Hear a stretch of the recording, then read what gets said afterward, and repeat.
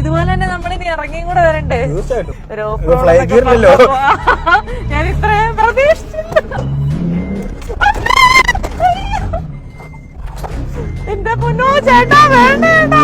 അയ്യോ വേണ്ട ചേട്ടാ, നിർത്താൻ. അയ്യോ എനിക്ക് ടെൻഷനാവുന്നു ചേട്ടാ. മതി ചേട്ടാ, എനിക്ക് മതി പ്ലീസ് ചേട്ടാ.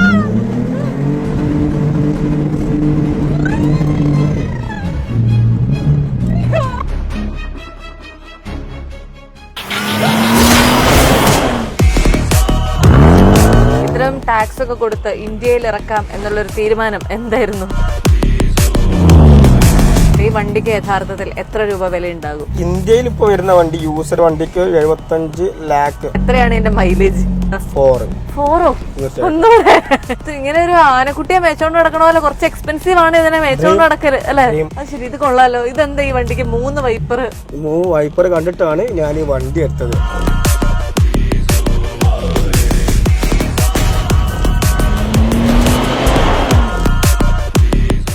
ആറ് മാസം വരെ ഇന്ത്യയിൽ ഓടിക്കാൻ അനുമതിയുള്ള FJ ക്രൂസർ എന്ന് പറയുന്ന വണ്ടിയുടെ മുന്നിലാണ് ഞാനിപ്പോൾ ഉള്ളത്.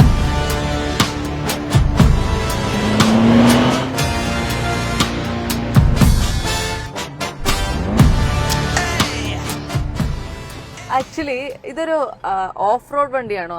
ഓഫ് റോഡ് വണ്ടി അവിടെ പഴയ കാലത്ത് അവിടെ മിലിറ്ററിക്കാർ ഉപയോഗിച്ചിരുന്നത്. അതായത് UAE യില്, സൗദിയിൽ ഇപ്പൊ പോലീസുകാർ കൂടുതൽ ഉപയോഗിക്കുന്ന വണ്ടിയാണ് FJ ക്രൂസർ.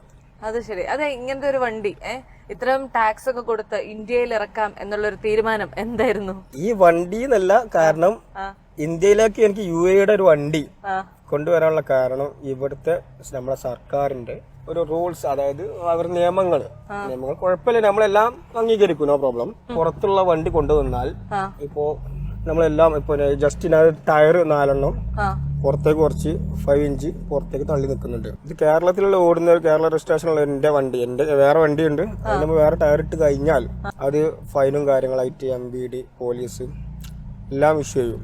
ഓ, ഈ വണ്ടിക്ക് ആ പ്രശ്നങ്ങൾ വരില്ല. ഇല്ല, അത് ടൂറിസ്റ്റ്, അതായത് ടൂറിസ്റ്റ് നമ്മള് മറ്റുള്ള വിദേശികളെ നമ്മളെ കേരളത്തിലേക്ക് ടൂറായിട്ട് കാണാൻ വേണ്ടി വന്ന ഒരു സിറ്റുവേഷൻ ആണ് നമുക്ക് വണ്ടി കൊടുക്കുന്നത് ഇവിടെ കേരള ഗവൺമെന്റ്.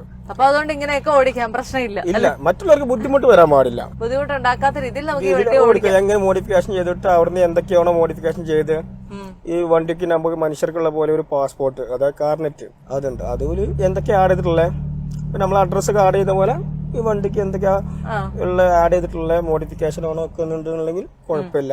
അമ്പി എടുക്കുമ്പോൾ ഒന്നും കുഴപ്പമില്ല. നമ്മൾ സ്ട്രൈറ്റ് പോവാ, സ്ട്രൈറ്റ്